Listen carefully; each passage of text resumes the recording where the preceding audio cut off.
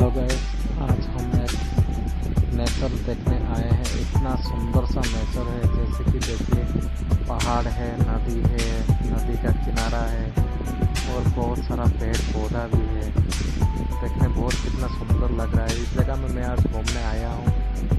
बहुत अच्छा मौसम भी है और देखिए कितना अच्छा है। और यहाँ आके तो पूरा दिल ही खुश हो गया। नेचर बहुत ही ब्यूटीफुल है।